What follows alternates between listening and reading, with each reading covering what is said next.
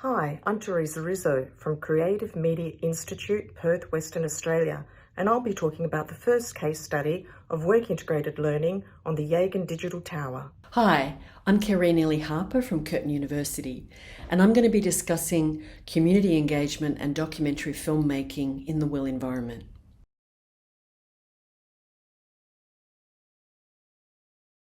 This paper focuses on two case studies on work-integrated learning, or WIL, for university creative industry students.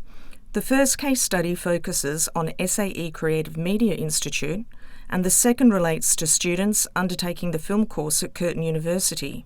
Work-integrated learning is an umbrella term for a range of approaches and strategies that integrate theory with the practice of work within a purposefully designed curriculum. An important part of WIL is that it is an intentional part of the curriculum that situates learning within a work environment.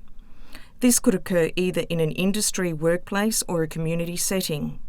WIL is different from work-based learning or work experience when the entirety of the learning takes place in the workplace. The focus of WIL is to offer students a learning experience where they not only develop the vocational skills for a successful career, but also gain an understanding of the interconnection between theoretical, practical, and general life experience knowledge. One of the challenges of designing units based on work-integrated learning is finding partners willing to put the time and resources into mentoring students. Another challenge is finding partners willing to align the work experience to the specific learning outcomes required by university courses. It is essential then that the benefits of WIL extend to all three stakeholders: the university, the students, and the host organisation. The host organisation can benefit from student involvement by ensuring its sustainability through future recruitment, as well as the good of communities and society as a whole due to the integration and sharing of theoretical, practical, and life knowledge. Benefits to the students can be seen through an investment in professional development and civic engagement. For the university, it is an investment in sustainable and relevant courses. Most importantly, WIL works towards the development of confident and competent civic-minded individuals that are prepared for the larger community. The case studies outlined in this paper aim to demonstrate the benefits of WIL to all three stakeholders. In doing so, it unpacks the process of developing these relationships and the benefits of the final outcome. Both case studies focus on higher education creative partnerships with the City of Perth, Australia, and the Yagan Digital Tower. The Yagan Digital Tower is a unique 45-metre high cylindrical screen that requires artists to literally think outside the box to create digital art. In the first case study, WIL helps to demystify the creative industry and empower students to feel they are part of it. In the second case study, WIL provides pathways and acts as a support for students to explore their cultural and social identities by connecting and working with diverse communities. Case Study 1, SAE. One of the barriers students face in entering the creative industries is that they are intimidated by it. Students often talk about the industry as something mysterious, closed off, and difficult to access. The challenge for universities is to dispel this notion and empower students so universities not only provide them with the essential theory and skills, but also the confidence to enter and work in the creative industries. One of the more effective ways of doing this is to provide students with authentic learning activities that genuinely connect students to industry and facilitate their entry. Authentic assessment should resemble meaningful performances in real-world contexts and should involve real-life tasks with multiple solutions for the student. By doing so, students are given the opportunity to demonstrate that they are proficient in performing the tasks that they will be putting into practice in the industry.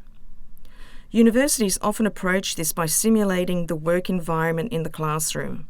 However, because it's simulated and takes place in the classroom, there are some limitations to this approach.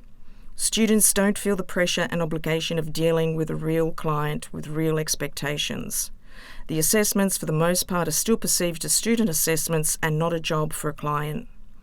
The challenge is to find ways that make studio units more authentic by reaching out to industry organisations and companies and working with them on real briefs with real outcomes while achieving the learning outcomes required by the unit of study. In 2018, SAE partnered with the City of Perth to design an authentic assessment that was based on creating art for the Yagan Digital Tower. Ensuring that all stakeholders benefited from the partnership required a careful process of negotiation with each of them. Initially, the City of Perth gave a presentation that demonstrated what the media art would look like on the digital tower and the specific technical requirements. From the initial meeting, the importance of aligning the project with the unit learning outcomes was emphasised. SAE's main obstacle was that our studio modules were due to commence in 3 weeks. To assess if this was feasible, I met with the coordinators of the film, animation and design studio units and included them in the decision-making process. I did a short presentation and took them on a site visit to the digital tower. We agreed that it would be a worthwhile opportunity to work with such a high-calibre project as it would give the students' work public exposure, and it was a good fit with a studio approach to situate the learning in authentic assessments. I worked with the unit coordinators to redesign the assessments so that they aligned with the host organisation's requirements and higher education standards. At the same time, I worked with the host organisation to outline the role of the mentor. One of the benefits of WIL for students is that industry mentoring helps them with the transition into the creative industries because it offers opportunities to work with professionals and develop networks. The City of Perth made it clear that they would only accept work of a high standard to screen on the tower. This, we expected, would incentivise the students to aim high and approach the work not simply as an assessment, but also as a professional brief. Together, we arranged several test sessions on the tower with technical feedback from the mentor. They also provided a 3D model for the students to test their art in a virtual environment. The industry mentor was Bruce Ramos, the creative director and designer of the Digital Tower and CEO of Ramos Illuminations, leaders in large-scale lighting and video designs. Although based in Sydney, Bruce flew to Perth to conduct the workshops. He mentored the students through the initial brief, technical specification, ideation, and feedback on different iterations of the project. At the end of the mentoring sessions, the lecturers and I would debrief and reflect on the sessions. The City of Perth also provided a local mentor. Not everything went smoothly. Bruce also conducted one online session. The students needed to send him the digital files 3 days before the session so he could review the drafts. Some students did not submit them on time, which meant that Bruce was viewing these for the first time via Skype. This was a good lesson for the students as they realised they had inconvenienced a client and behaved unprofessionally. This gave us the opportunity to focus on the transferable skills learning outcomes set out in the unit. SAE incorporates transferable skills in all studio units as they have become a priority for employers in the creative industries. The local mentor conducted a number of live tests on the tower to check the technical specifications. This gave the students an authentic experience of getting feedback from a real client. Interestingly, the students were surprised when they were asked to make changes such as colour or speed. This was a great lesson in working with clients and giving us an opportunity to discuss this in class. The final exhibition was extremely successful and a huge event for students who brought their friends and family along. We had extremely positive feedback from the host organisation. The benefit to the students is that the workshops emulated the production house environment. It also meant that students had an opportunity to publicly display their work and get feedback from professionals. Students were very excited to see their work exhibited on a large public screen. One of the students, who was interviewed for the SAE National Newsletter, stated, "Having my work viewed by such a large public audience is so exciting. It inspires me to take my work to the next level. I know I want to keep working in the industry and I just get better and better." The Yagan assessment is now incorporated into the curriculum and runs every trimester. Feedback from the lecturers who were involved was very positive. The success of the project gave them the confidence to collaborate with industry in the future. Finally, I want to emphasise that if students enrol in a production-based higher education course, it is the responsibility of the institution to design appropriate assessments. One approach is to have a strong focus on work-integrated learning and authentic assessment that help to connect students and make them part of a community of practice. As screen media educators, we are often faced with a limited range of learning and teaching opportunities to offer students to engage with community and industry within the academic curriculum. How can we assist media students to engage meaningfully with creative media industries, their peers and communities? What are the benefits of working with industry and communities, where students are forced out of their academic comfort zone to come to grips with complex, real-world community issues? By applying learning and teaching strategies that facilitate the representation of diverse views and stories that are transformative in a positive way for students and the people they are working with, the Yagan Square project has provided an opportunity to improve student experience, increase skills development, acknowledge and celebrate diversity in the WIL environment.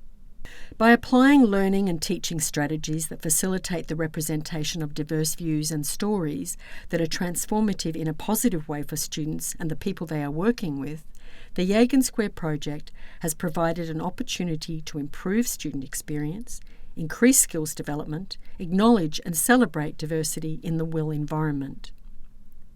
The documentary unit I teach and the focus of this study is an elective unit drawing students from diverse backgrounds and disciplines, mixed technical competencies and experience levels in media production. When I started teaching the documentary unit, I was concerned by the curriculum's privileging of magazine-style, issue-based films dominated by talking head interviews. I also observed a lack of cultural diversity in the works being produced. I began asking questions. How can I get students to make more cinematic documentaries and think more conceptually, make deeper connections with their own stories? How can I increase their investment in telling stories that matter to them and their communities? To address these questions, I undertook a number of strategies. To cater for the range of levels, I adopted flexible, scaffolded tasks and formative assessments that enable maximum opportunities for peer-to-peer learning and engagement. Through these initiatives, I also aim to offer students more opportunities to explore and examine self-representations, personal stories of place and cultural identity, history and heritage. The learning design was informed and aligned to meet the technical specifications and Yagan Square Civic and Cultural Charter, which stipulates content must be suitable for screening in a public place and to be of cultural and community significance. Some of the technical specifications include roadside-facing content must not be deemed distracting, and text must stay on the screen for a minimum of 45 seconds. Content must not contain rapidly changing, flickering or flashing lights and altering images that form a pattern. Images must be very slow moving and use transitions, fades, dissolves between each edit. There can be no quick cuts. Sound can accompany the images but doesn't allow for dialogue. Within these restrictions, students must think differently, do things differently. This is when the learning begins. Addressing the cultural and community significance criteria, I created an assessment task on the theme of history and heritage. Informed by documentary and autoethnographic pedagogies, students explore identity, belonging and placemaking by creating films drawing on their personal experience and cultural histories. The learning design draws on guided participation and participatory learning methodologies to encourage and enable peer-to-peer learning through interactive, flexible and experiential action learning. Students engage in a series of semi-formal conversations in small groups. The focus is on active listening, sharing and learning about each other's cultural backgrounds through guided questions. Students then participate in a yarning circle with the whole group facilitated by their tutor. Yarning is an Indigenous cultural practice of reciprocal communication through conversations. Yarning is applied here as a learning strategy to facilitate individual and collaborative reflection, promoting a sense of connection between individuals, increasing cultural safety through awareness raising. The History and Heritage Common Theme approach fosters cooperation between learners while still enabling students the freedom to respond and make choices that are important to them. Students then progress to more structured activities to generate content for potential production. Those who don't want their individual story to proceed to production can withdraw their ideas without consequence. I aim to create a culturally safe environment where learners can self-regulate and feel supported in their choices. Students whose stories are selected for production adopt a leadership role, teaching and guiding their peers through the process of cultural representation and protocols relevant to their film. Students work with participants from within their communities and outside of their social groups. The students and staff attend 3 on-site testing sessions with the Yagan Tower curators. For the majority, this is a new process. What they think will work on the tower does not necessarily work, and they receive feedback and are offered achievable solutions. Students are encouraged not to give up on their concepts, but rather to refine their ideas and execution. Sometimes this can mean reshooting or adjusting in the edit.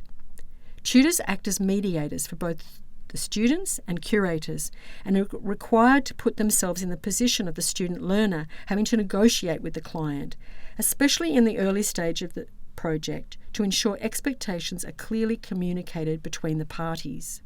The process culminates in a showcase screening event at Yagan Square, attended by students, families and friends, film participants, university staff and members of the general public. Visually compelling, diverse and complex offerings have emerged in surprising and unexpected ways. From research interviews with students conducted retrospectively on works produced between 2019 and 2021, some of our key findings and observations are: posing technical challenges and incorporating problem solving into screen production with a focus on how to construct and represent within set limitations increase the likelihood of planning and testing, developing and refining an idea over a period of time. The unfamiliarity of the 360-degree screen posed new challenges. Students were compelled to think, plan and problem solve. The multiple tests on location assisted in providing key information that then fed into the next iteration of the work. Yagan Square, being a public place, had social currency and status for participants. They saw having their films screened in a public environment as an acknowledgement and an endorsement of their culture, them as an individual, part of an identifiable group, family, community. Taking work out of the academy, out of the classroom and into a public space enabled social interaction and engagement. Students acknowledged that the film improved their technical skills, and many took on the role of directors and leadership positions because it was their culture, their personal story being represented, providing them with opportunities to lead, direct and teach their peers. This was a new experience for many. It broadened their understanding of documentary. Documentary is not just about, quote, following people, interviews, flat, it can be art, visual, colourful. I can inject my creativity into it. In written reflections, many students from non-English speaking backgrounds reported this was one of the most enjoyable projects experienced at their time in university. They expressed confidence in being able to do more stories about their cultural experiences and to work with their communities in making more films in the future, becoming more trusting that their stories will be of interest to others and that they do have a unique voice. Many students commented on how they learnt about the cultural backgrounds of their peers, causing them to think about their own histories. In conclusion, the Yagan Square project, as WIL, has been successful in promoting and increasing student engagement with their own communities and how to work with an external organisation who also acts as a client and mentors to students. The project has been a highly successful collaboration between industry and our respective universities in assisting students to align their learnings with the broader context of professional identity and behaviour. Promoting industry engagement and assisting students make the links between what they are learning and how it applies to professional practice is one of our key roles as facilitator educators. Forging partnerships with industry and communities is critical to developing an outward-thinking teaching approach, exposing students and staff to ideas and concepts outside the academy to enrich the student experience and create meaningful alignments between their studies, communities, and the wider world.